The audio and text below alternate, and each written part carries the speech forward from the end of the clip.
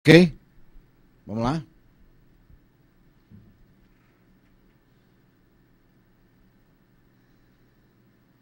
Deixa esse posicionado e vai fazer a outra móvel aí.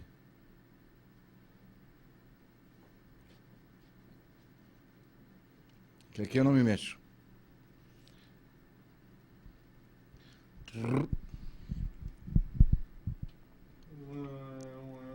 Vamos lá, quando quiser me dá um ok aí.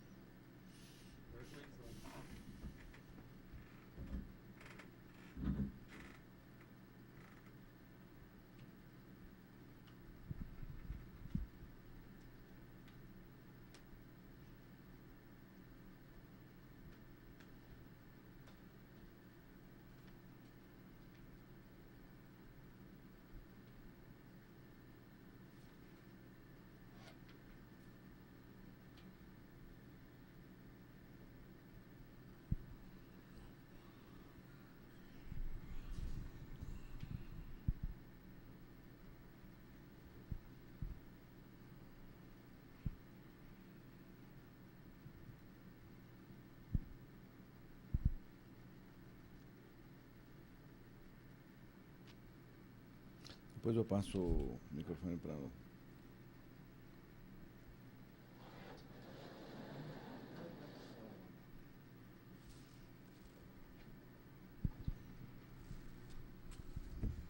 Vou passar por aqui, ó, por trás aí. Você pega para mim por trás aí, enquanto ele estiver falando.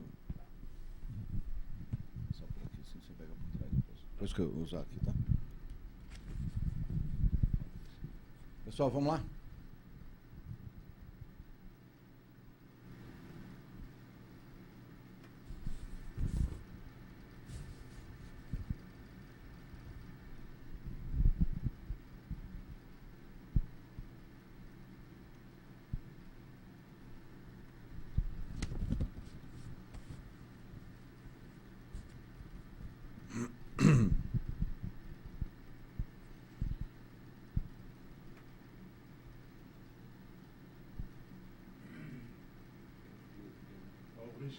Só para informar vocês. A Mônica me ligou pedindo para marcar, eu vou marcar com o Petro agora. Nós vamos gravar lá na casa dele. Só que para o dia 11 de março, que é o professor Scherer, eu vou ver uma data antes. E se que está melhorzinho, porque agora ele pode. É porque aqui, ele vindo aqui, até isso aqui já afeta. Além de parte física, né? Ele não está, ela me disse que ele não tem. O livro é tão, olha, padrão primeiro mundo. A editora do Fábio ainda é a melhor editora que apareceu nessa região sul. Qualidade excelente. Atenção, pessoal. Ele me mandou. Quanto vai ser lançado? Está no ar, Memória Paranense. Esse é um programa de realização do Grupo Educacional Uninter, que tem um importante apoio do Instituto Wilson Pickler. A história da moderna imprensa paraense está diretamente associada a Carlos Danilo Costa Cortes, que ao lado de outros jornalistas representativos de uma geração, entre eles Luiz Geraldo Maza, aqui presente, implantaram o Jornal Diário do Paraná no ano de 1955. O Diário do Paraná, da cadeia associada, foi um marco de renovação, de modernização e de cobertura jornalística no Estado. Danilo foi um dos seus pilares e nele ficou até o final dos anos 80. Mas a contribuição de Danilo Cortes à vida paranense é bem mais ampla, significativa em áreas como política estudantil, vida política do Paraná a partir do primeiro governo Ney Braga. Foi também um observador privilegiado da implantação do movimento militar de 1964 no Estado, destacando-se, sobretudo, por aguerrida militância anticomunista. Ficou sempre ao lado do controvertido ministro da Educação, Flávio Suplicy de Lacerda, enfrentando com desassombro posições sustentadas pelos universitários e suas instituições representativas. Para debater e receber esse tão importante convidado de hoje, eu tenho aqui comigo no estúdio Celso Nascimento, nosso jornalista, que contribui com a sua presença nesse Memória Paranaense. Ao seu lado, nosso jornalista Luiz Geraldo Maza, também já citado como um dos que contribuíram, um dos que estiveram juntos com o nosso convidado de hoje, o Carlos Danilo Costa Cortes. Aqui conosco, nosso convidado de hoje, jornalista e professor Carlos Danilo Costa Cortes. Também, para fazer parte dessa entrevista, o jornalista Eduardo Sganzella, ele que está conosco também hoje, e para conduzir esse programa, o mentor e coordenador do Memória Paranaense, o nosso professor aqui do Grupo Uninter, jornalista Haroldo Murat Eigert. Uma boa tarde, um bom programa a todos vocês e obrigado. Curitiba, terça-feira, 19 de fevereiro de 2008. Dos estúdios do CEBED, Centro Brasileiro de Estudos à Distância, do Grupo Uninter, nós temos hoje uma entrevista histórica com essa figura basilar num processo de renovação da imprensa do Paraná. A participação do Danilo Cortes, Carlos Danilo Costa Cortes, na verdade, é bem mais ampla do que a atividade jornalística que ele desenvolveu.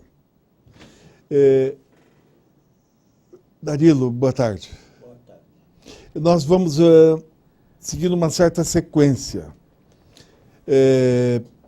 Primeiro, a sua origem, data de nascimento, pais, os primeiros dias, os primeiros estudos, depois da mudança para Curitiba, o estudo, primeiro e segundo graus, enfim, a entrada na universidade, o começo profissional, por favor. Bom, antes de mais nada, eu queria destacar e agradecer este convite para participar deste projeto. É com muita honra que estou aqui ao lado do Celso do Nascimento, Luiz Geraldo Maza e Eduardo Sganzella. E Haroldo Murat, o coordenador do projeto. É com muita satisfação que aqui estou e vou, então, iniciar, segundo a orientação do professor Haroldo, os meus dados pessoais. Bom, eu nasci em Ponta Grossa, no dia 29 de março de 1930. Depois, residi em Itararé, no estado de São Paulo, onde tirei o curso primário, onde até hoje eu revelava ao professor Haroldo que tive algum colega de quarto ano de primário, o ex-deputado e senador Túlio Vargas. Foi meu colega de curso do quarto ano do curso primário em Itararé, estado de São Paulo. Lá eu fui colega do Túlio. Depois de Itararé, eu fui estudar em Itapeva, onde eu iniciei, porque Itararé não tinha ginásio. Eu tive que ir estudar em Itapeva, a 80 quilômetros de Itararé, junto com dezenas ou centenas de outros estudantes da região que ali se mudaram para estudar, porque era o único lugar, Itapeva, que tinha o curso ginasial. As outras cidades ali, todas não tinham ginásio. Então, fiz o primeiro ano lá, depois meu pai, que era fiscal de rendas, foi transferido para Paranaguá, porque não tinha também, para mim continuar os estudos, ele tinha outros meus irmãos que precisavam estudar o ginásio, ele pediu que fosse transferido para um lugar que tivesse ginásio. Então foi transferido para Paranaguá, de Paranaguá eu tirei o ginásio científico, em 46 o ginásio, e 49 o curso científico, e depois me transferi também para Curitiba, tive que deixar a casa dos meus pais, porque também não tinha faculdade em Paranaguá. Hoje tem, mas naquele tempo não tinha. Então vim estudar aqui, morei numa pensão e mais tarde, depois de alguns anos, eu fui estudar curso de filosofia, onde me formei. Que ano é isso, Danilo? Em 1957 me formei no curso de filosofia da Universidade Federal do Paraná, quando a faculdade era ali no antigo Colégio Santa Maria, em frente ao Teatro Guaíra. Depois mudou-se lá para a Rua General Carneiro, eu terminei os meus estudos lá na Faculdade de Filosofia. Depois, em 57, resolvi, quando estava no último ano de filosofia, resolvi fazer direito. E sem preparo nenhum, mas achei que eu já tinha tentado medicina e engenharia, e quando, no pleno vestibular, eu senti que não era aquilo que eu queria. Acabei não fazendo o exame oral, naquele tempo existia exame oral nos vestibulares. Aí resolvi fazer direito, então. E fiz direito em 1955 e terminei em 59. Ali conheci o Baza como colega, né? E me formei inteiro em 59. Chegaram a estudar juntos? Não. O Mas estava um ano na minha frente. Eu me formei em 54. 54, né? Eu me formei em 54? 54. Ué. O ano da morte do Getúlio. Eu me formei em 59. Bom, depois do curso de Direito, formei então em Filosofia e Direito. Que ano você terminou o Direito? Direito 59. 7 de outubro de 59, uma data especial porque era em homenagem ao Clóvis Bevilacqua, que fazia o centenário de nascimento na época.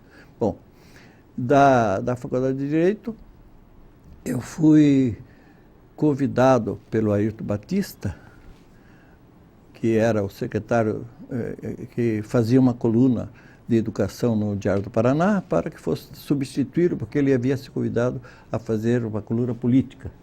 E também o convite foi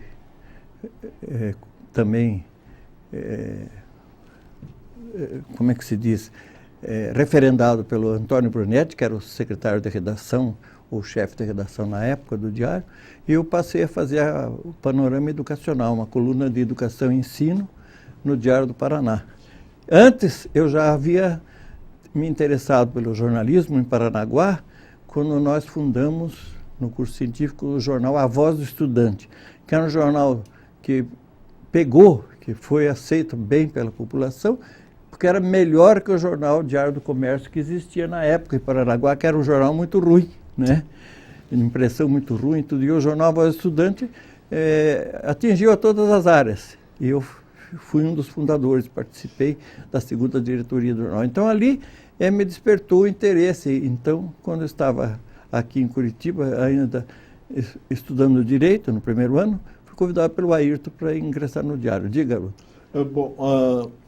Antes, a sua integração em Curitiba, e me parece que ela ocorre por meio do integralismo do antigo Partido de Representação Popular. E daí as suas ligações com o Ayrton, com o Eudes Verdão, com o Dr. Euro. É fato isso? Como ocorre sua ligação com o integralismo, que me parece que precede a entrada do jornalismo? Exato. Em 1950, eu vim para Curitiba no dia 23 de março de 1950. Logo depois de 51, digamos assim. Então, eu fui convidado, fiz um relacionamento com o pessoal jovem do PRP, Partido da Representação Popular, e passei a integrar um Centro Cultural 7 de Outubro, que era presidido pelo Ayrton Batista na época. Então eu ingressei no Centro Cultural como membro em 1951. Depois eu acabei sendo também presidente desse Centro Cultural, substituiu o Ayrton na presidência. E esse Centro Cultural fazia parte do chamado Movimento Nacional, fundado por Plínio Salgado, chamavam os famosos Águias Brancas. Então, esses Águias Brancas é o nome que o Plínio tinha dado aos jovens do Centro Cultural, porque ele explica um pouquinho a Águia Branca, segundo a explicação dele, porque a Águia Branca é a águia que mais voava, mais alto, enxergava mais alto todo o universo, né? Então, por isso o nome, ele escolheu Águias Brancas. Então, o Centro Cultural 7 de Outubro era um dos integrantes do movimento fundado por Plínio Salgado, de Águias Brancas. Mas ele Daí, mudou de nome depois desse centro, né? não, ficou sempre. Nestor Vitor. Não, sim. Depois mudou de nome, Nestor Vitor. Mas esse centro cultural, então fundado por Primo Salgado, funcionava na sede do PRP, ali na Rua 15. Os MAS até às vezes aparecia por ali conversar conosco na porta, não no partido. Entregou o Maza. Não, O no Maza partido. chegou a ser militante? Não, na porta do partido nós sempre formávamos um grupinho ali, o Maza, lembra-se? E ficava batendo papo ali. Não, O Maza não subia a escada. Não, nunca subiu, que eu me lembro não. O Partido Socialista ficava perto. Então, ali, nós, com a proximidade, funcionando no PRP, que era um partido fundado também por Primo Salgado, nós fizemos um relacionamento com várias pessoas do partido, como Euros Brandão, como Edgar Távora, que foi deputado, como Luiz Lacerda. Luiz Lacerda, Rui Lacerda, o Luiz também, irmão dele, o Luiz também. Mas o Luiz também. O professor Liguaru do Espírito Santo O também? Liguaru do Espírito Santo, os filhos também, Gil, Clóvis e Liguaru. Ivan Luz, que foi deputado federal pelo Paraná, né? E vários outros, né? Mário Montanha Teixeira, já falecido, aliás. Perício Priscílio Almeida. Perício Priscílio Almeida, que era diretor do Detran na época, não é? João Vieira de Alencar e o... João Vieira de Alencar. O Larico, toda a família, doutor Manuel Vieira de Alencar. Como é que era a militância, professor, nessa época deste centro acadêmico aí?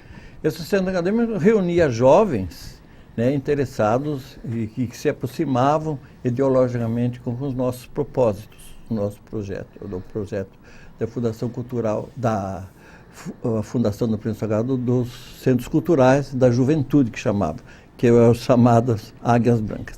Quais eram os princípios que gostaria que o senhor enumerasse? E os propósitos? Os propósitos defendiam os princípios do próprio integralismo, que era a formação, procurar a formação do homem integral, que todo mundo dizia que era utópico, que o homem devia ser perfeito, integral em todos os sentidos. Razão, consciência e alma.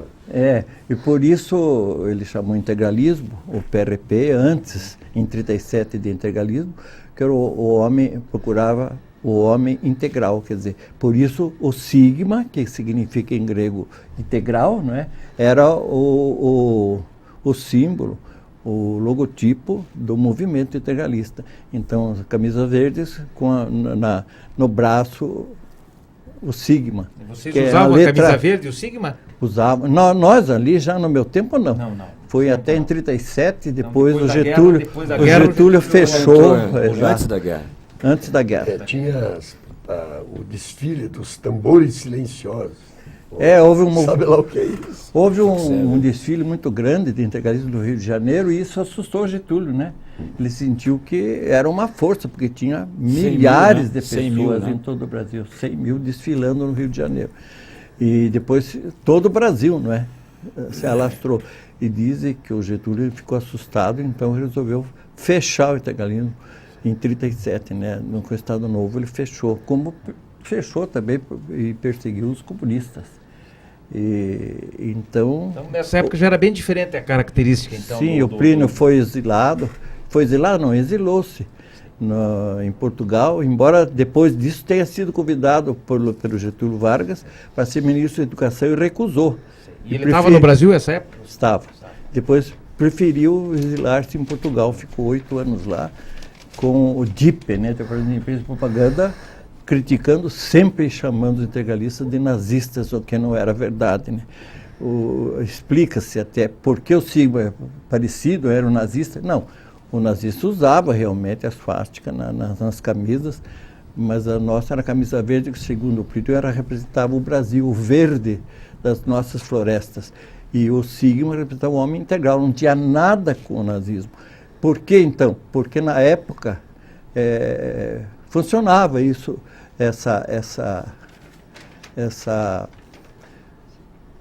esse movimento assim, de exteriorização.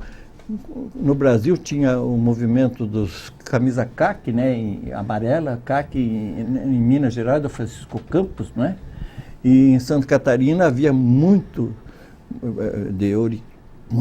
originários da Alemanha, muitos alemães, E estavam usando, inclusive, a swastika e camisas em Santa Catarina.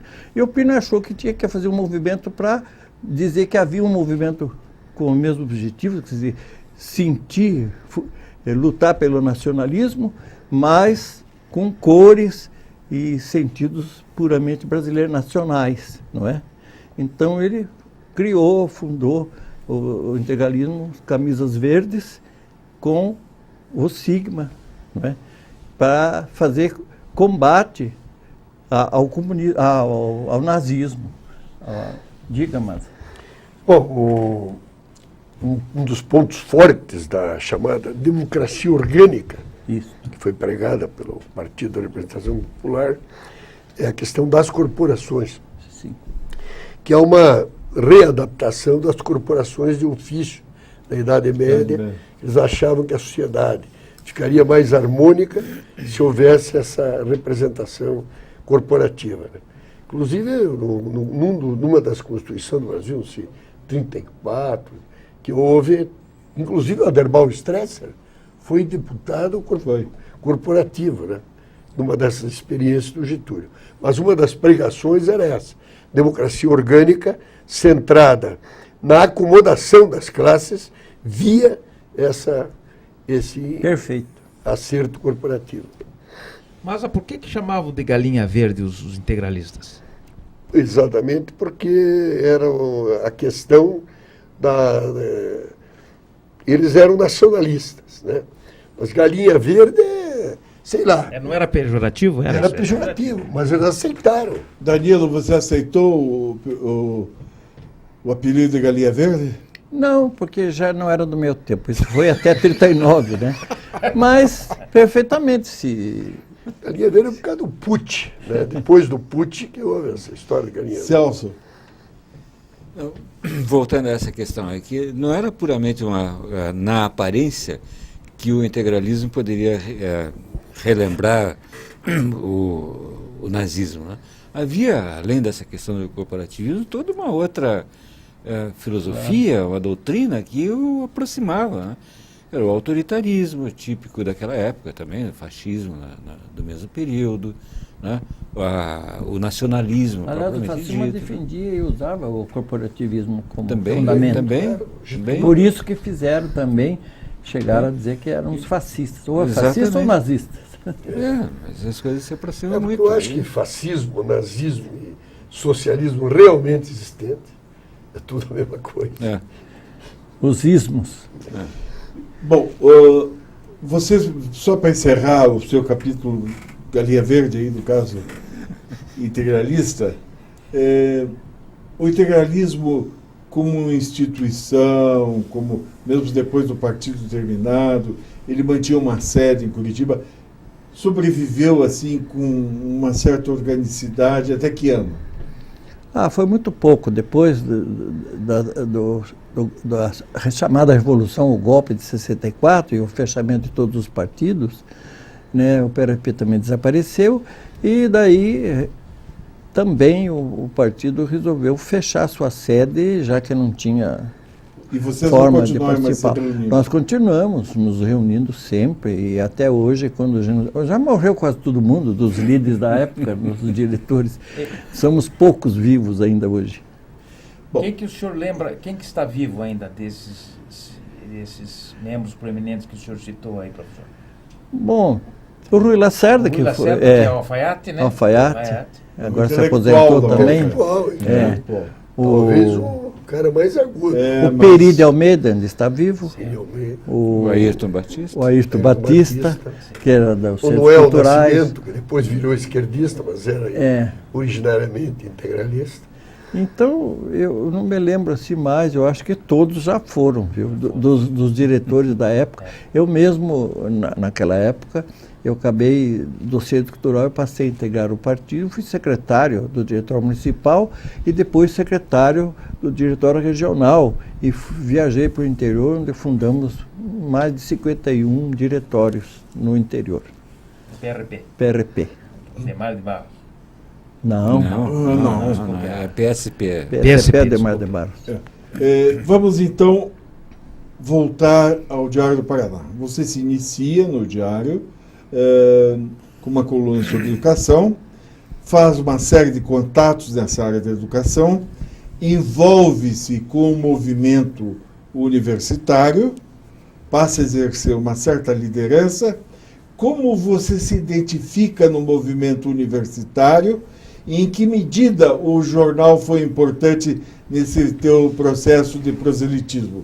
E depois um apanhado, a tua visão do jornal do Diário do Paraná que estava nascendo. Você tinha consciência de que se estava vivendo um momento histórico ou era simplesmente uma nova perspectiva profissional para você? Certo. Bom, a minha entrada no Diário realmente teve uma participação, no Diário e a minha vida universitária teve uma participação muito ativa também do Diário do Paraná. Eu usei, confesso, o Diário do Paraná também para defender os meus princípios. Eu sempre fui, já no PRP, né, nós defendíamos o combate ao comunismo. Não, eu sempre refiro, não aos comunistas, eu sempre destaco.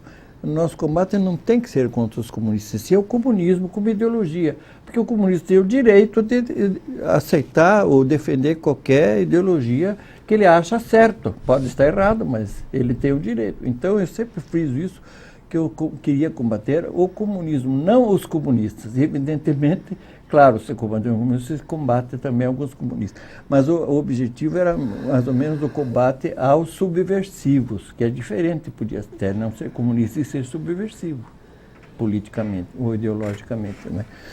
Então, na vida universitária, como eu estudava Direito e era já repórter do Diário e designado para esse setor de educação e ensino, incluindo daí a vida universitária, eu, na faculdade, o Maza sabe disso, eu participei dos movimentos também anticomunistas. E cheguei a liderar realmente... Quais eram esses movimentos? O nome deles e os líderes? Não, eram movimentos assim, de esquerda e de centro-direita, ou de direita. Então, por exemplo, na Faculdade de Direito nós tínhamos 3 partidos. O PAP, Partido Acadêmico Progressista, que era considerado meio de direita, né? E o PAR, que era considerado que aglomerava a maior parte dos esquerdistas, o pessoal que defendia as esquerdas da época. E o PDU, que era um neutro, um pouco de cada um. Então, na política da União Paranense dos Estudantes, que era o órgão máximo dos estudantes universitários do Paraná, também esse não tinha partido, mas havia os 2 grupos só. O de esquerda e o outro contra as esquerdas, digamos, muitos chamavam de direita, mas eu acho que não, era um de centro-direita, não era especificamente de direita, mas era contra as esquerdas. Então eu como jornalista do Diário, fiz várias entrevistas e me tornei assim um amigo, um participante do movimento assim, anti-esquerdista e tive um contato maior com todos os presidentes e diretórios acadêmicos. Quais eram os nomes mais notáveis dos diretórios acadêmicos dessa época? Da direita, da esquerda, do centro? Vamos rememorar esses nomes? Eu vou especificar.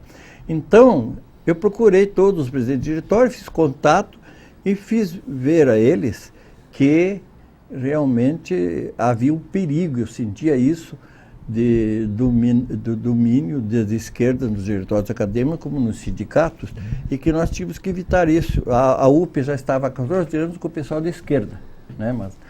E nós precisávamos derrubar esse movimento de esquerda da União Paranense dos Estudantes e dos diretórios. Então eu mostrei aos diretórios que havia necessidade de haver um agrupamento de gente que era anti-esquerdista para fazer a política universitária, não só nos diretórios acadêmicos, como na União Paranense dos Estudantes. Então, nós formamos um grupo que nós chamamos de Democrático, não é? Eu consegui reunir 14 dos diretórios existentes aqui que começaram a participar desse movimento. Entre esses tinha o próprio Júlio Gomel, hoje médico de renome, fazia parte desse movimento. O da esquerda, assim, da medicina, o Paulo Lauda, não sei se o Maza lembra. Estudante de medicina. Estudante de medicina, muito bom orador, bom líder na área da medicina, e assim, vários outros que agora ainda não me recordo direito. Mas, então, esse grupo democrático resolveu, nós formamos, oficializamos esse grupo democrático, e que iria concorrer às eleições da União Paranense dos Estudantes, então, para derrubar esses 14 anos de esquerda na UP. E conseguimos fazer uma chapa, né, com a participação de todos esses diretórios que formavam esse grupo democrático, e perdemos a eleição. Mas naquele tempo a eleição era por cargo. Nós conseguimos eleger 4 na diretoria, que era de 11. Nesses 4 estava José Richa como primeiro secretário, estava Aldévio Praia Soares, que era o orador, e tinha mais outros elementos da diretoria da UP. E então era uma cunha da oposição do grupo dentro da União Paranense dos Estudantes. E uns chamavam de espiões até, né? Eles sabiam do primeiro secretário, o Richa, né, que trabalhava no Diário na época. O Maza já estava lá conosco, tudo, e o Richa era secretário da UP. E eu me lembro de uma série de reportagens que o Richa fez. Assim agem os comunistas. Ele pegou todos esses nobres, decadentes que estavam aqui, inclusive professores, geólogos, o Cavalari Cavalentes, pessoas, príncipes. Cavalari é um russo. Ele ouviu aquela série toda. Foi aí que o Richa se credenciou, essa série de reportagens. E, professor, era muita confusão na administração da UP, assim, com gente de tão diferente? Não, era difícil para a diretoria. Naquela época o presidente Quais eram os líderes da UP dessa época? Era Nobutero Matsuda, médico, né? Djalma Lopes de Medeiros, né? Djalma Lopes de Medeiros. Médico também. Djalma era da Receita Federal. O Nobutero é médico ou engenheiro? Não, engenheiro. Engenheiro. Então, esse movimento cresceu, Me lembro, né? Apesar disso, com esses 4 nós conseguimos nos fortalecer. E na outra eleição, aí é que nós convencemos o Richa a aceitar. O Richa era uma pessoa bonachão, assim, simpático, interiorano, aquela pronúncia do interior, aquele jeito tudo simples, né? E achamos e ele era muito benquisto na odontologia, mesmo na medicina. Aliás, as reuniões foram até no Diário do Paraná, o pessoal ia lá para a gente conversar com o Richa e discutir vários presidentes de diretório, depois que a gente fechava a redação, ou antes mesmo, ali numa sala do lado, eles sempre estavam lá, os líderes, e conversamos o Richa aceitar a presidência. Então, com essa simpatia do Richa e o movimento nosso unido, não é? E o Richa era de odontologia, mas contava com o apoio da medicina. Naquele tempo a odontologia era separado da medicina. Depois, né, ficou junto. E então o Richa acabou aceitando com muita luta, porque como é que eu vou deixar? Eu não tenho ganho. Não, nós arranjamos para você um emprego, pode deixar que nós conseguimos um emprego para você com o Ney Braga, qualquer outra pessoa aí, e você vai... Pode sair do Diário. Arranjamos. Aí o Richa ganhamos a eleição com mais de 300 votos. A chapa inteira daí. Vocês o introduziram ao Ney Braga.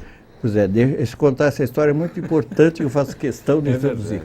Houve um problema da sede da UP na rua Riachuelo, 132, ali em frente à prefeitura antiga, com a prefeitura. O proprietário do prédio, ali no 3º andar. Aí nós tínhamos que resolver. E daí resolvemos ir ao Ney Braga, na prefeitura, para ver se ele nos ajudava, porque o proprietário queria nos despejar a UP dali.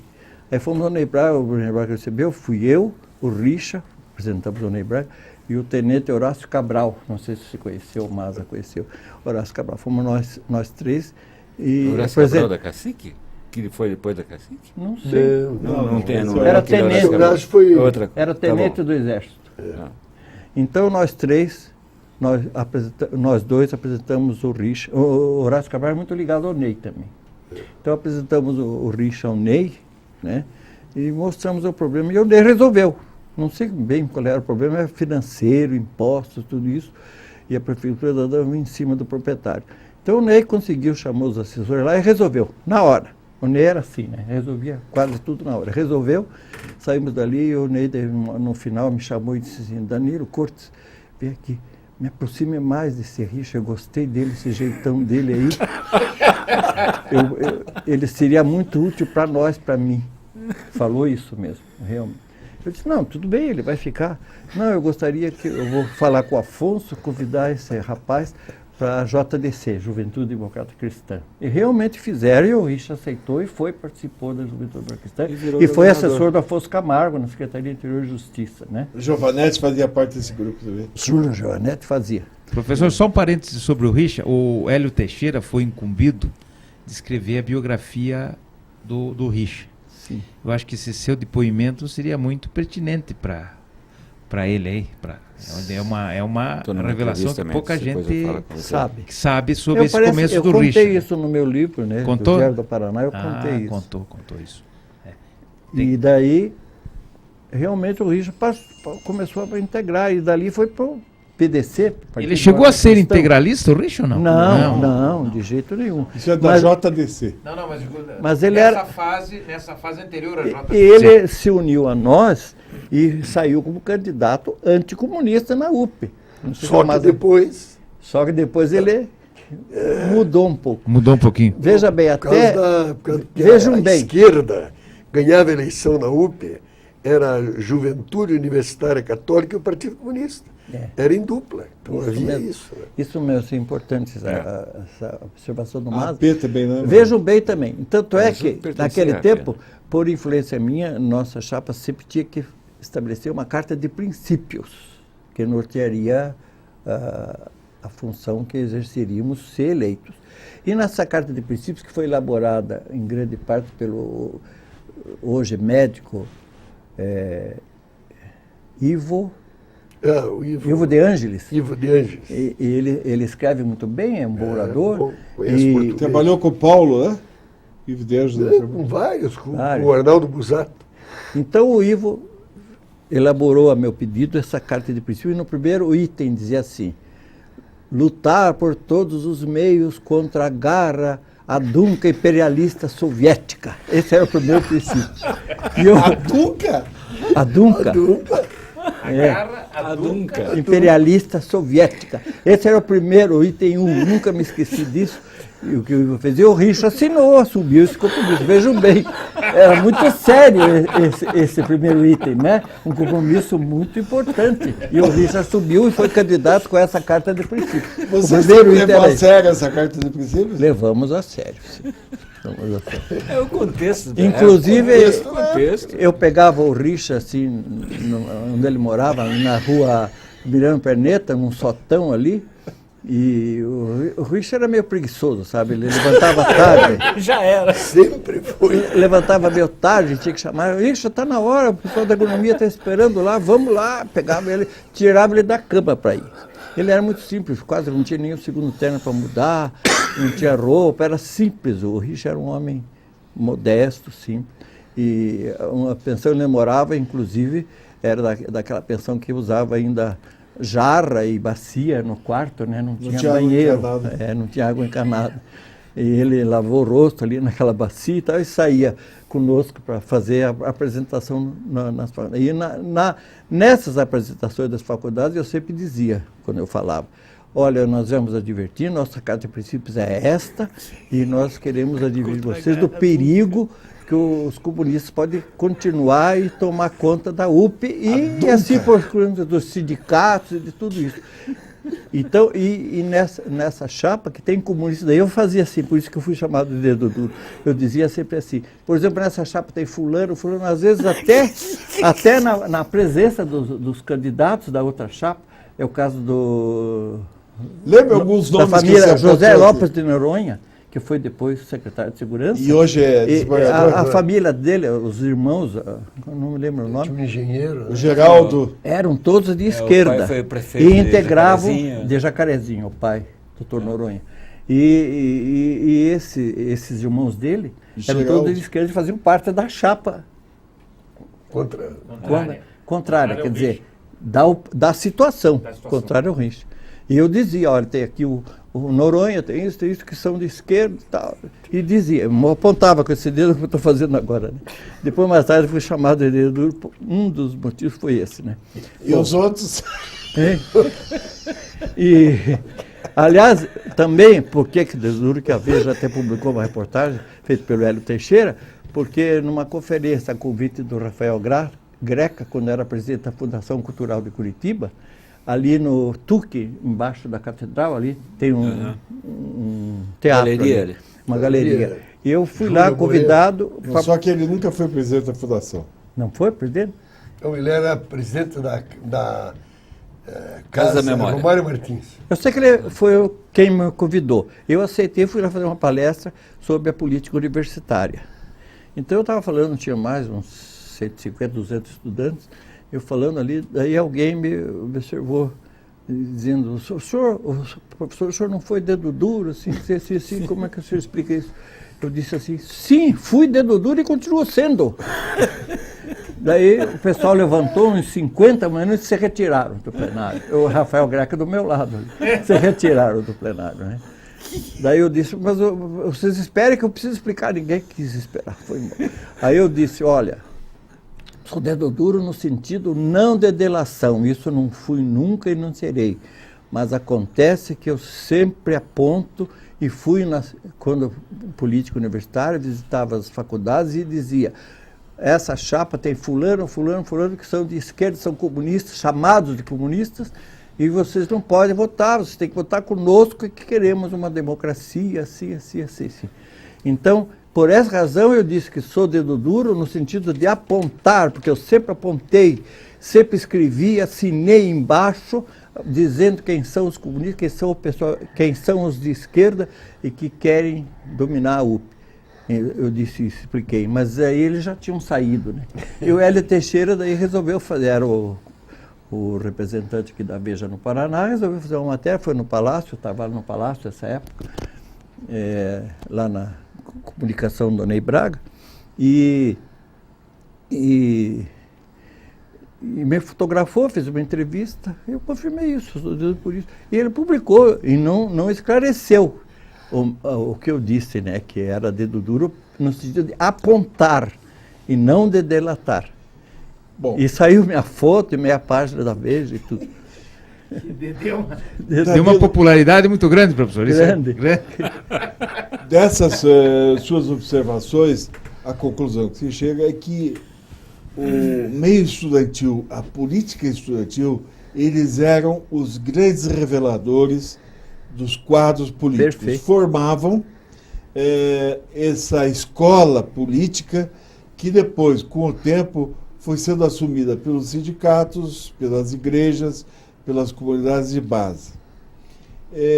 Mais alguns nomes que você lembra tenham sido revelados politicamente pelo movimento estudantil nessa sua época? Depois, então, gostaríamos de entrar num campo que você e o Maza dominam plenamente, a renovação dos jornais paranaenses, focada ela no Diário do Paraná. Como foi, como ocorreu, você como agente também dessa transformação. Então, nomes que você se lembra mais... Bom, políticos, na política nacional, nós temos grandes nomes, como Almino Afonso, que foi um líder. Não, lembra? locais aqui. Almino Afonso era líder estudantil e acabou sendo, mas aqui, pelo Amazonas, parece. Ele foi ministro do Trabalho. E aqui o Norton Macedo foi deputado 2 vezes, era líder estudantil, atuante na Faculdade de Direito. O próprio Richa, né, foi em decorrência dessa aproximação com o Ney Braga e da participação dele na UP, é que o Ney depois o lançou candidato para o estadual e apoiou, deu todo o apoio para ele. Então, quem fez quem fez o Richa realmente foi o Ney Braga. Foi ou não foi, mano? Deve ao Ney Braga. Depois rompeu com o Ney, quando se discutiu o candidato para governador do estado. E a JDC apoiou Afonso Camargo e o Ney apoiou o Paulo Pimentel. E o Paulo Pimentel ganhou a convenção. Danilo, quero lembrar uma coisa, uma característica dos integralistas. Os integralistas apostavam muito na retórica, faziam cursos de oratória. Sim. Grandes oradores, técnica, gestual, me lembro muito mesmo. o Luiz Gastão, Franco de Carvalho. Franco de Carvalho, eles, todos bons oradores, né? E o Plínio era o mestre disso aí. O Plínio era o grande impressionante orador. falando, né? Tiques assim que ele tinha no rosto, mas um cara que realmente galvanizava.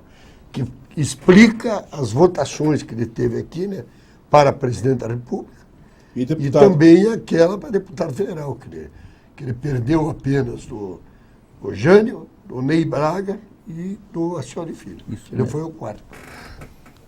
Realmente. Qual é a pergunta que você Não, fez? Mais nomes. mais nomes que você se lembra, a política local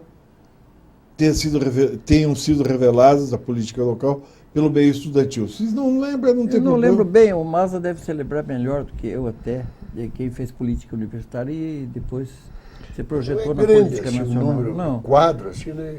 Pessoas com carreira, né? O Léo da Almeida Neves. O Léo. O Requião se enquadra nisso? Bem. O Requião se Mas é enquadra bem mais nisso, não? depois. Pois é, Requião claro, nos anos depois. 60 já. 60. Porque eu era do teatro. 60 e Bracarense tanto. Costa é um deles que era... De esquerda? Essa Bracarense cara Costa? da É. área sindical. Da área Foi sindical. presidente do diretório de filosofia, era de esquerda. Ah, era Mas sim, ele é sim. da área Ah, ele sindical, fez, né? ele fez Era. filosofia lá? Do Banco do Brasil. Não, eu não sei que curso ele fez. Não, filosofia não. Era Mas outra o coisa. forte dele é o sindicalismo. É o sindicalismo. Bancário. O Diário do Paraná, Danilo. O Diário do Paraná ocorre na sua vida, você atuando numa coluna política, numa cobertura, aliás, de educação. Vocês tinham algum tipo de treinamento prévio? Alguém os ensinava as técnicas, as básicas de jornalismo? Ou vocês simplesmente eram lançados?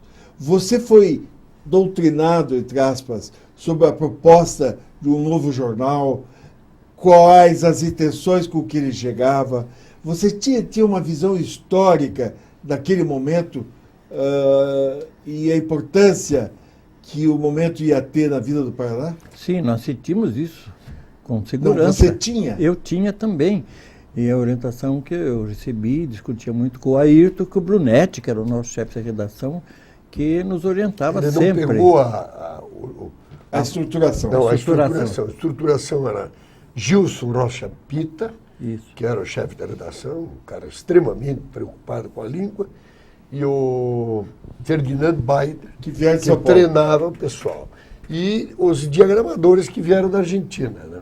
Que eram o Benjamin Steiner e aquele outro, como é, o Oscar Melian. Oscar Melian. Morreu há pouco Melian. tempo o Benjamin, É.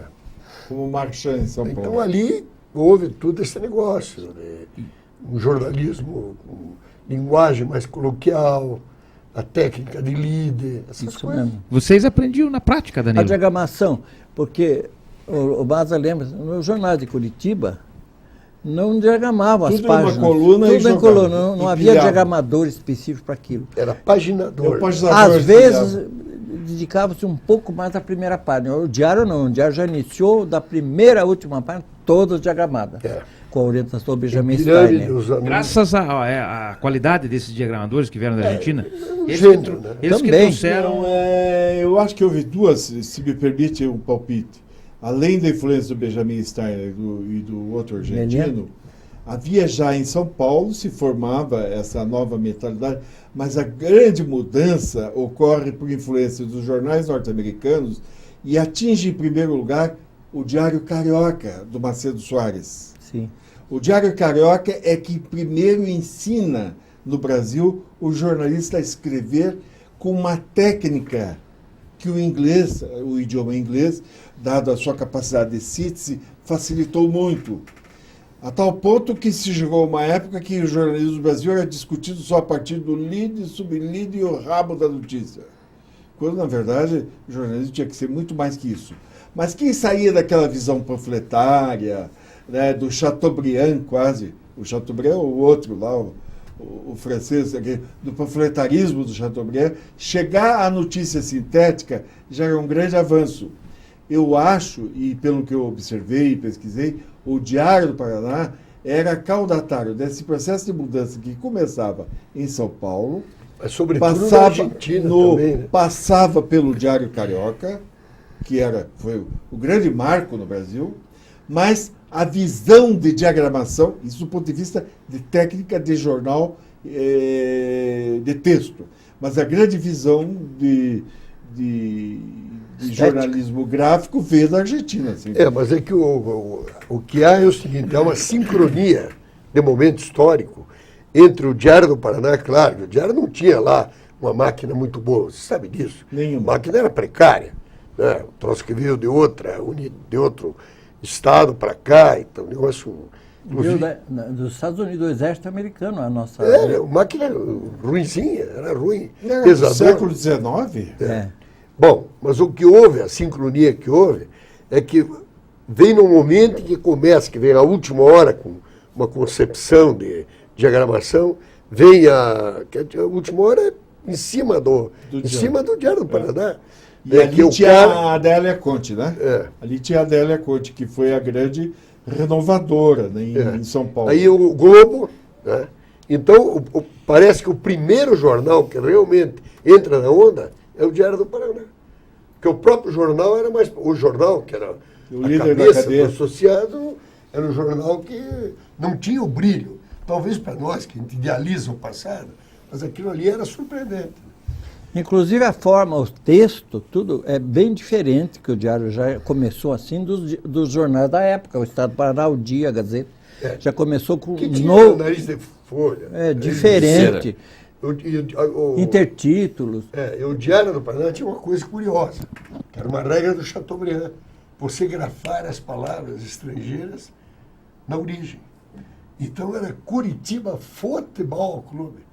Era uma loucura para você se ajustar a esse problema de linguagem. Líder. Você não dizia que o cara era líder, o cara era leader. Entende? Eu me lembro disso. Isso aí foi caindo. Isso não se fixou. Outra regra que eles não conseguiram impor, mas que foi um negócio assim, pedagógico, dizer assim, olha, o Curitiba não é o Alviverde do Alto da Glória. O Atlético não é o rubro-negro da Baixada. O clichê, lutar contra o clichê. E esse clichê a imprensa brasileira até hoje mantém. É impressionante. Outra característica do Diário era que começou a valorizar mais o noticiário local, regional, que os jornais aqui não faziam. Só viviam... a continuidade da matéria, a suíte.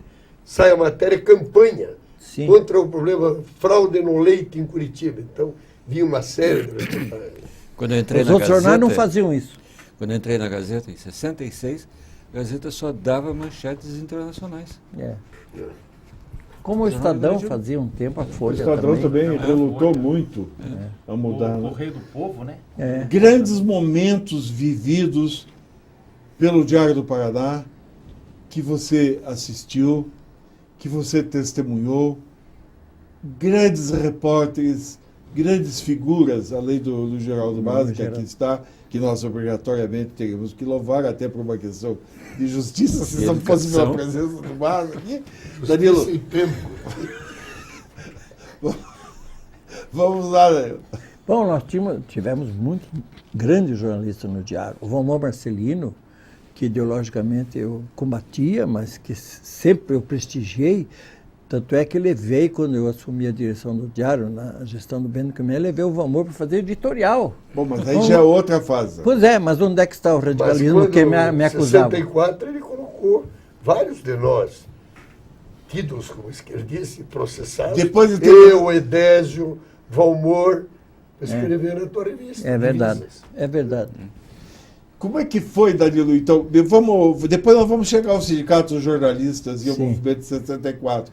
Mas como é que foi o Diário? Os grandes momentos, os grandes colegas, os acontecimentos que você reputa importante. Como a comunidade reagia a esse novo jornal? Reagia muito bem. Inclusive, uma característica era a famosa sirene, né, do Diário do Paraná, que escutava quase todo o centro de Curitiba, só nos grandes acontecimentos, como a morte o assassinato de Kennedy, a queda do Jânio Quadros, do Perón, a queda do avião que matou o Nereu Ramos, o governador Jorge Lacerda, aqui perto do aeroporto Afonso Pena. Foi os grandes momentos do Diário do Paraná. Por exemplo, na Revolução, na chamada, eu não chamo Revolução, chamada Revolução, o golpe de 64, nós ficamos Mas eu e vários outros, horas e horas amanhecíamos no diário para acompanhar o movimento. Você já estava lá, pois é. Então, são momentos assim indescritíveis da nossa passagem, minha, do Maza e de outros, sua, do Diário do Paraná, né? Esses grandes acontecimentos foram esses 4. A eleição do Ney Braga, outros fatos políticos. Aderbal Stresser virou uma figura lendária para todos nós que passamos por aquele período áureo de imprensa. Características do seu relacionamento e dos colegas, dos demais colegas, com o senhor Aderbal. Ele os tratava de colega para colega, ele era um ser autoritário. Qual é o tipo psicológico e que tipo de influência ele exerceu sobre a formação de vocês? Eu acho que foi muito importante. Ele era realmente autoritário, era rígido, não é? Prussiano, como você mesmo disse na tua entrevista outro dia. Mas era muito comigo, por exemplo, ele me tratava muito bem, tinha um muito bom conceito com ele, talvez até por ideologia, né? Porque ele também era fanático contra o comunismo, contra as esquerdas, não é, mas e até na greve, depois militante integralista também ele não era, mas ele era doente contra o pessoal de esquerda. O Maza sabe disso, era terrível contra isso. E demitiu alguns colegas mesmo, por esse motivo. Você também foi, né? Por esse motivo, acusado de esquerdista. Até eu defendi o Maza uma vez lá para ele, porque ele disse, o Maza lá na greve do jornalista lá, ele disse, não, o Maza só falou e mostrou que realmente o movimento devia se cingir à luta salarial. Não fez nenhuma referência à esquerda ou direita, nada. É o quadro da época, né? Podia ter feito. Podia, ele não fez, eu disse. Não, mas não acredito, porque essa atitude dele, eu digo, não são. Ele defende as ideias dele, claro, eu disse o Aderbal, mas não, ele não, na greve, ele não teve essa participação, nada contra o diário, nem uma participação, claro, ele é um líder, um grande orador, e colocou os pontos nos i, os pingos nos i, mas ele não abordou essa questão ideológica de forma alguma, e você não abordou mesmo. Nessa greve. A foto na tela, a foto do Benjamin Steiner, o grande renovador, e que morreu uns 3, 4 anos passados em São Paulo. Ele era um argentino de origem judaica, um homem refinado, né? E era marchand de tableau, tinha uma galeria e continuava. Que idade teria hoje, mas muito respeitado em São Paulo. Ele, se tivesse vivo, estaria com mais de 80, né? Eu acho que mais até. Tem mais de 80. Quando eu entrei no diário, eu tinha 25, ele já era uns 10 anos mais velho que eu. Na sua opinião, Danilo, os grandes carpinteiros do jornal, o Zola, o Ayrton, o Brunetti, eu fui bagrinho do Brunetti na página de economia dele, depois o Brunetti voltou para o diário. Te lembra, mas depois você não estava mais lá. Ele voltou e fazia uma página de economia. É verdade. E eu trabalhava de bagrinho para o Brunetti, andava com o gravador e tal. Uma bela figura o Brunetti. O Brunetti, o Ayrton, o Zola, o Novaes, embora eu discordasse dele em muitos aspectos. Que aspectos vocês tinham divergências lá? Não só entre o Novaes, entre todos vocês. Vocês divergiam essa cúpula? Não ideologicamente, mas administrativamente, sim. Por exemplo, eu vou contar um episódio para ilustrar isso. Uma matéria saiu uma vez contra o Instituto de Identificação. O diretor era o Eudes Brandão. Quem fez a matéria foi o Jorge Narosny. E o Eudes tinha trabalhado lá. Estava lá ainda. Estava lá. E daí essa matéria criticava, dizia que o Instituto não funcionava, que levava mais de 15 dias para dar uma carteira de identidade e tal. E o Jorge fez essa matéria, passou por mim, que estava na chefia de reportagem, eu aprovei, desceu para a oficina e foi publicada. Aí o Eudes telefonou para o Novaes reclamando. Você me criticou, me colocou em má situação hoje, como é que foi? Aí o projeto disse, foi o Danilo que fez essa matéria e me mandou publicar. Eu nem vi. Aí eu fiquei super revoltado com aquilo, porque não era verdade. E dedo duro era você. Primeiro fez o Jorge, fez a matéria. Normalmente eu achei que, falando a verdade, porque estava demorando mesmo 15 dias para entregar uma carta de identidade, não era nada a criticar o eu do diretor, e sim o trabalho, o serviço do Instituto de Identificação. Aí até tive, acho que foi você até que interviu, eu chamei o Novaes para briga no bar do Luiz ali do lado, disse, eu te espero lá quando você sair que eu quero ter essa satisfação com você. Aí o Novaes, quando terminou a redação, foi lá, me bateu nas costas e disse, estou à sua disposição. Aí eu levantei, parece que o Balas, aí entrou no meio, o que é isso, que bobagem é essa e coisa e tal. Né? Eu acho que foi você, sim. E não deixou a gente brigar. Mas, então, e houve outros fatos, assim, que o Novaes tinha alguns defeitos. Professor, eu só gostaria que o senhor citasse os nomes completos das pessoas, dessas que se citaram, do Novaes, para ficar registrado aqui, eu acho importante, né? O Novaes foi até meu professor também, mas seria importante que o senhor deixasse registrado aqui na depoimento. Roberto Novaes. Roberto Novaes, o Brunetti Antônio Brunetti. O Zola? Emílio Zola. O nome do escritor. O Florenzano, Emílio Zola Florenzano. Irmão certo. O bar do Luiz era aquele na Conselheiro Laurindo ali? Não. Na José Loureiro. José Loureiro. Embaixo da televisão. Hoje é a Casa da Bahia funciona. Casa Bahia, tá certo. Era ali. Bom, mais alguma coisa sobre esse período do diário? Como é que o relacionamento com a comunidade era bom? O jornal era o grande veículo de informação e a televisão, a partir dos anos 60, com a inauguração da TV Canal 6, começa a ganhar importância, né? Só faltou um dado aqui. Qual era a tiragem, professor, do jornal na época, para a gente ter... Isso é sempre um mistério. Isso é um mistério, mas eu acho que não chegava a 3 mil, não. Na época. Não chegava a 3 mil? Não. Como dizem que hoje a Gazeta tem 40 mil, eu não acredito muito. Tem, agora por causa do interior, né? Tem mesmo. 40 mil, eu também não. Você vê se já teve mais, eu acho que ela parou de crescer. O estado do Paraná tinha 60 mil. Gazeta já teve mais. Gazeta chegou a tirar quase 150 mil. O jornal, ele tinha rentabilidade do ponto de vista de faturamento? O senhor lembra? Eu sei que não era a sua área. Não, mas era muito difícil. Muito difícil. Porque a publicidade não era grande. O forte mesmo foi a Gazeta, que surgiu depois, e com os classificados e outros tipos, né? Mas o diário não era muito forte. Não, ela não surgiu depois da Gazeta, né? Ela teve importância depois, né? Ela já nasceu surgiu como classificados. Gazeta, o forte dele é esse. Não, eu digo, mas cronologicamente ela é bem anterior. Não, claro. Não, surgiu, que eu disse, assim como ela cresceu e publicitariamente conseguiu se manter, e hoje se mantém. Dizem que é um dos poucos dos 3 jornais brasileiros que não é deficitário. Não sei. Não deve ser. Danilo, foi muito controvertida a sua participação no movimento de 1964. A chamada ditadura de 1964.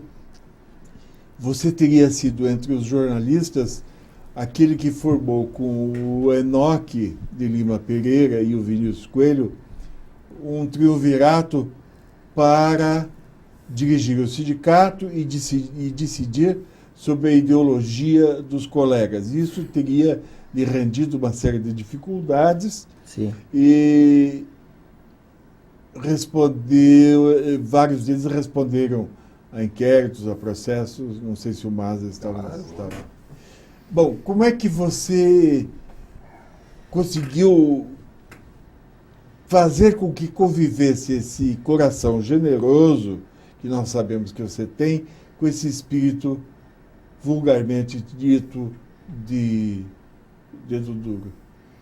Bom, dedo duro eu não fui nunca, a não ser naquele sentido de apontar, mas não de delatar. Eu sempre repito isso, repeti várias vezes. Mas realmente eu tinha essa minha luta desde os tempos universitários, né, contra as esquerdas, ou contra o comunismo, entre aspas, e contra as esquerdas. E no sindicato nós não podemos negar que havia esquerdistas assim tentando realmente usar o sindicato como proselitismo, não tinha dúvida disso. Inclusive no episódio do comício famoso, dia 13 de março, no Rio de Janeiro, né? Na Central do Brasil, o sindicato participou através de uma comissão.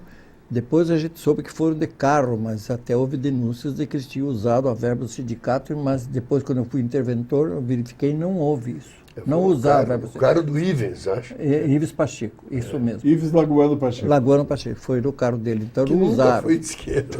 Nunca foi. Mas levou o pessoal. Parece que um deles era o Aderbal, né? O Forte de Sá Júnior participava dessa comissão que foi ao Rio, representando o sindicato nesse comício. Mas, então, como existia isso, e a minha luta sempre no diário, em todos os lugares que eu exerci alguma função, na Associação dos Professores da Universidade, que fui presidente eleito e reeleito, a minha posição sempre contra a luta contra as esquerdas.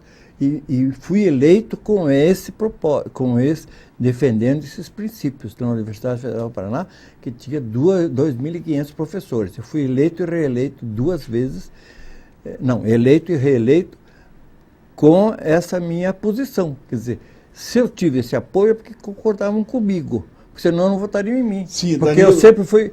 eu sempre defendi minha posição, nunca fiquei no meio. Até o Valmor Marcelino destaca isso. Eu sempre defendi você assim porque você foi sempre autêntico. Você nunca ficou em cima do muro. Você diz o que pensa, fazia o que fazia e então, nessa época daí, essa minha posição, né, passa para outras pessoas.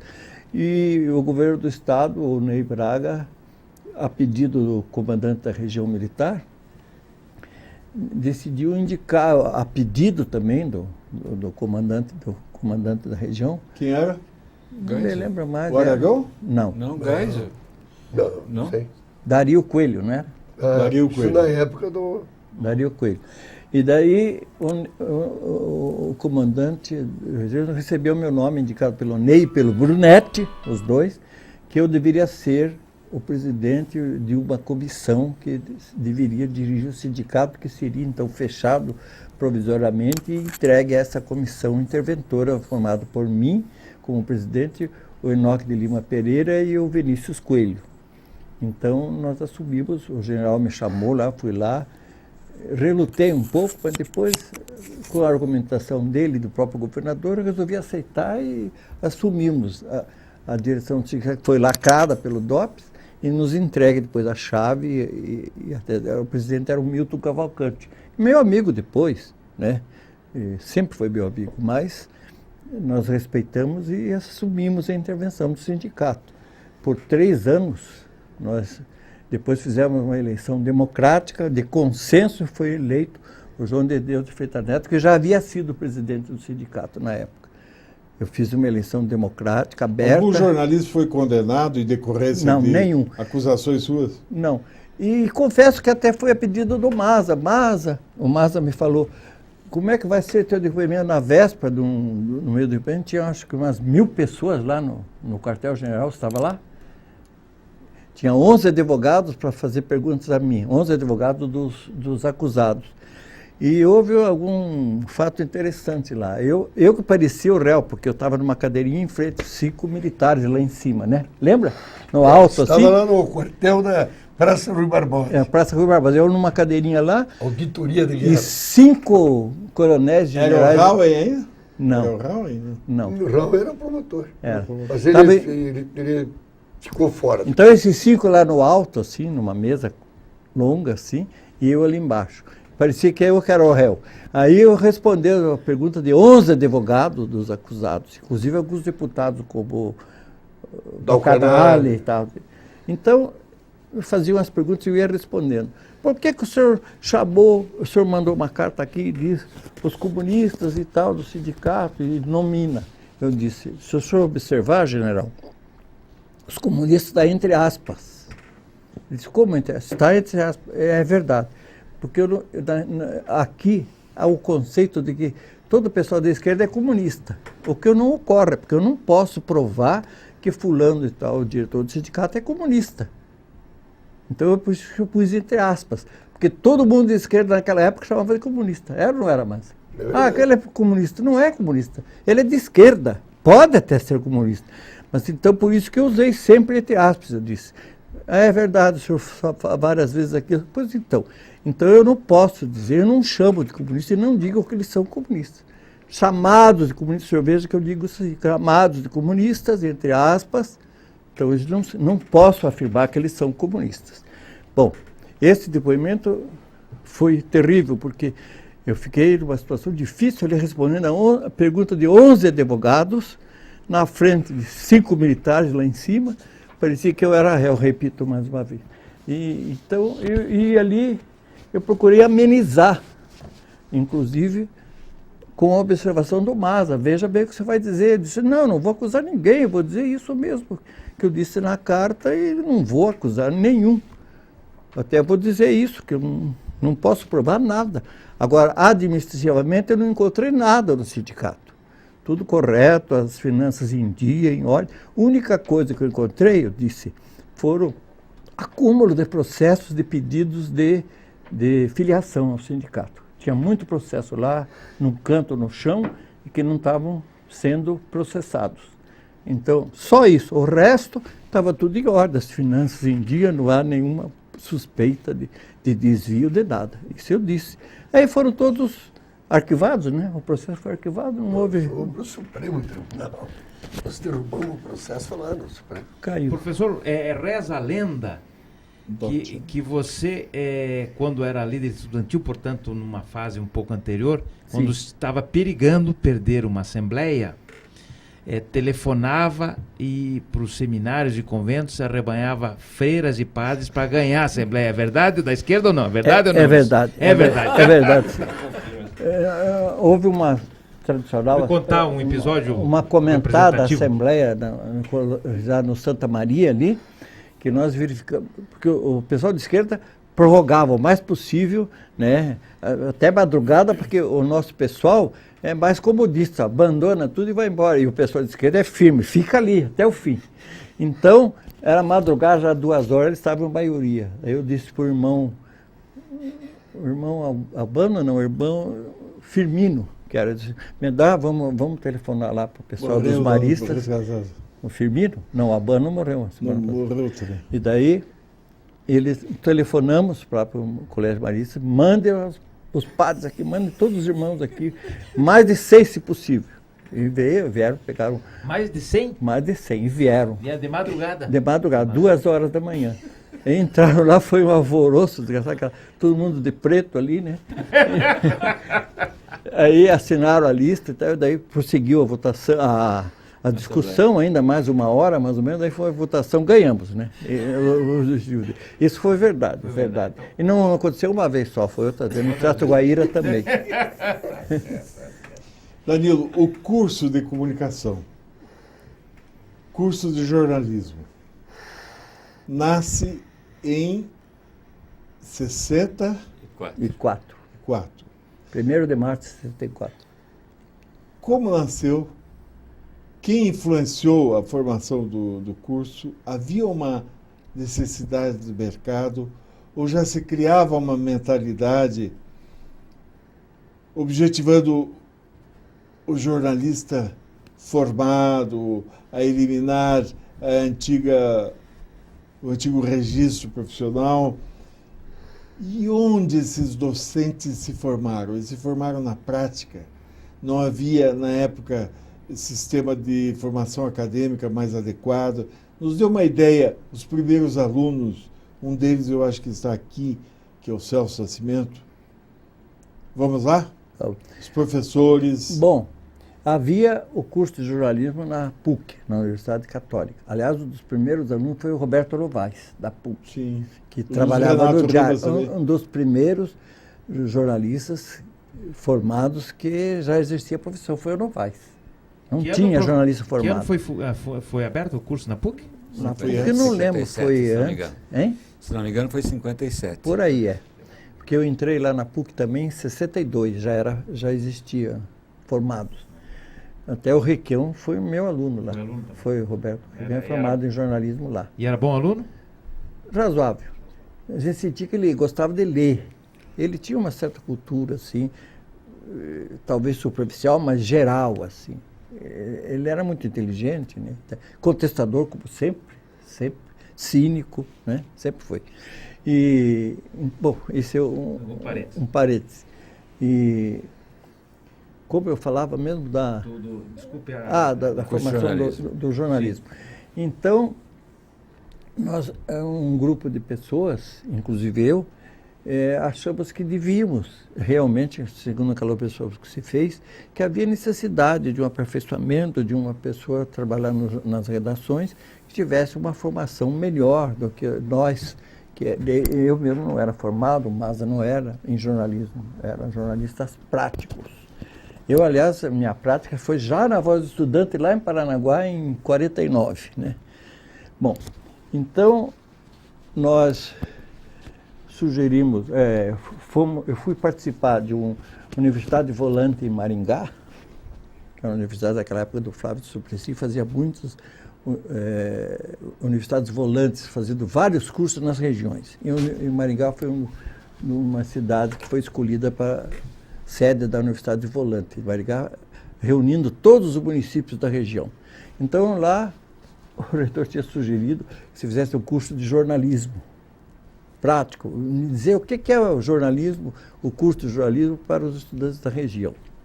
Então, nós se inscreveram mais de 3.000, não tínhamos onde fazer essas palestras, essas aulas.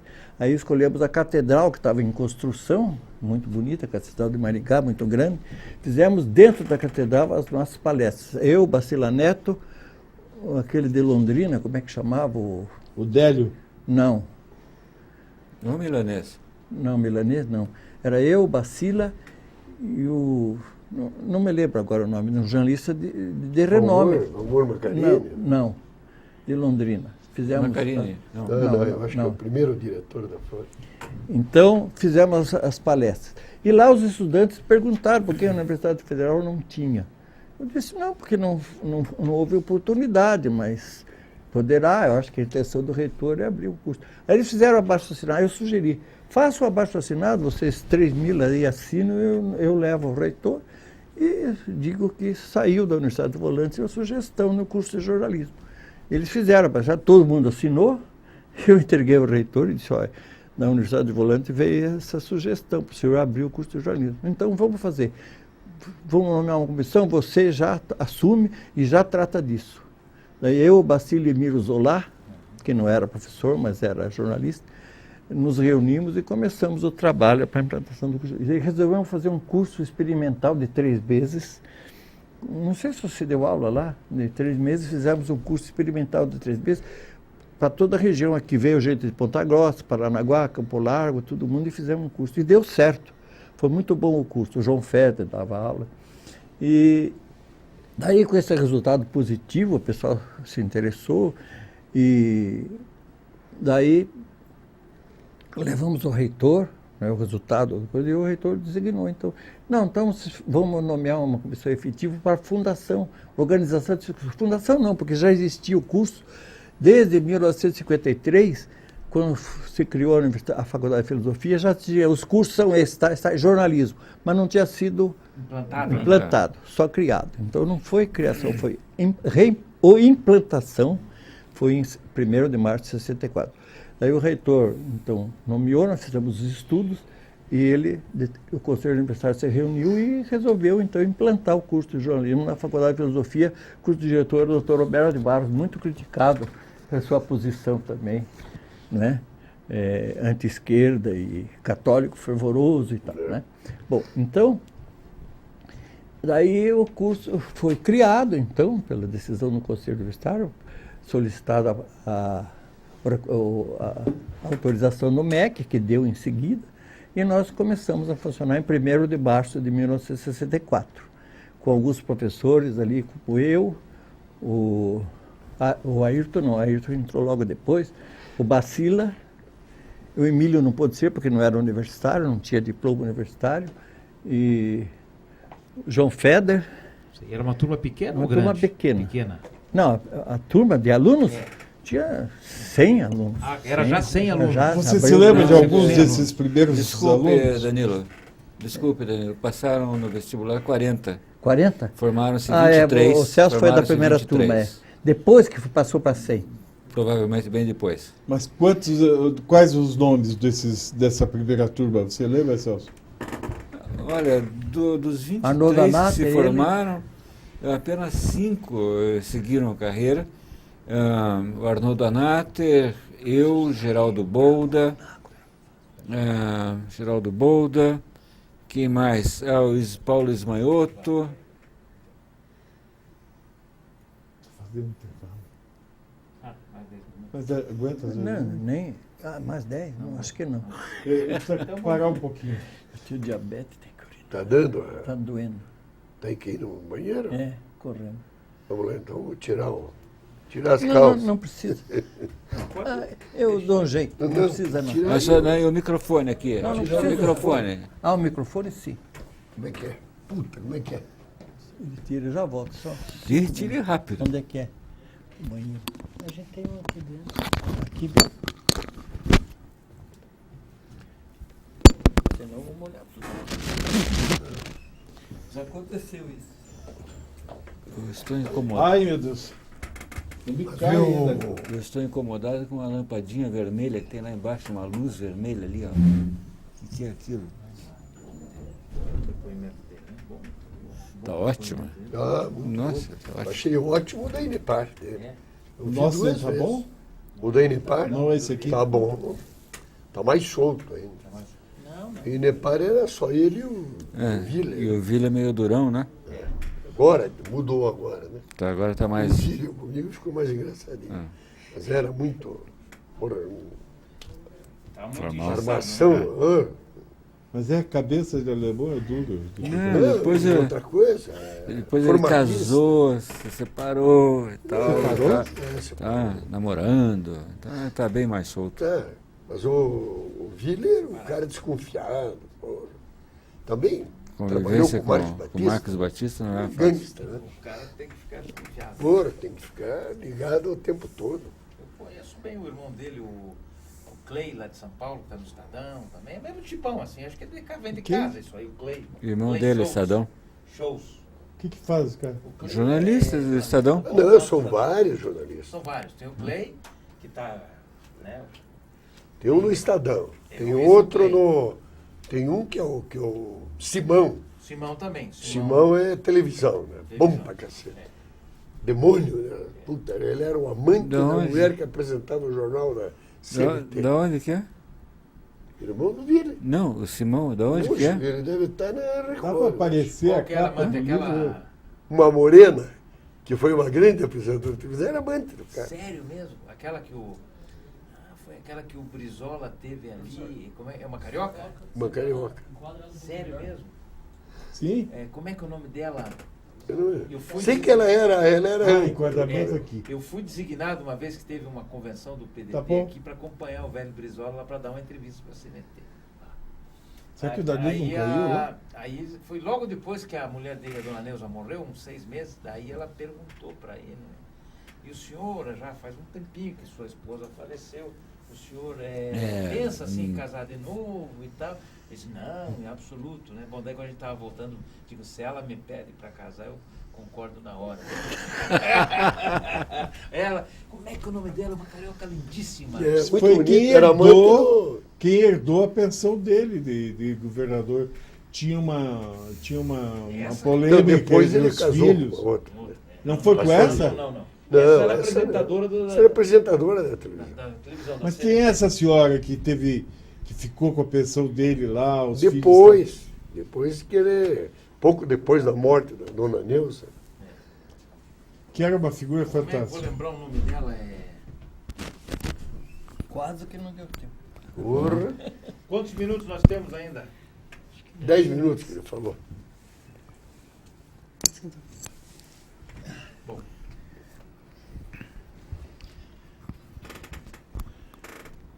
Onde é que nós estávamos? falando do curso de jornalismo. Ah, sim. Bom, os nomes você lembrou, né?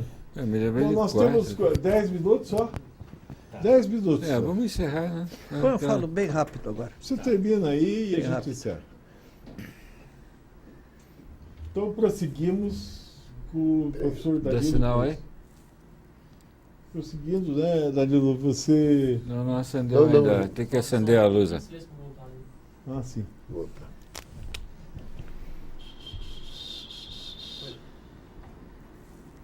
Prosseguindo, então, Danilo, a sua memória sobre o primeiro curso de comunicação. A primeira turma e os professores da época, você já os mencionou. Eu já mencionei. E essa primeira turma, o Celso diz que apenas 5 deles.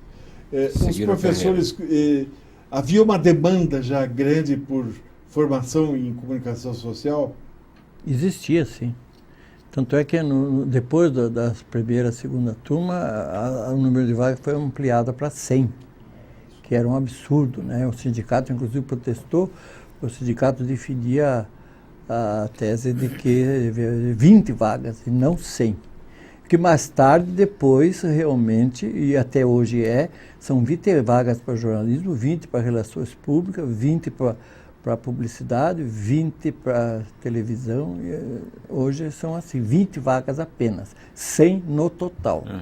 Não é? Não só 100 para jornalismo. Mas Porque os formados... inicialmente era jornalismo, depois é que, por decisão do MEC, do Conselho Superior de Educação, Nacional de Educação, hoje nacional, antigamente o Conselho Superior de Educação, Conselho Federal de Educação. Federal de Educação, que se transformaram os cursos de jornalismo e todos os outros, reunindo todos num curso de comunicação social.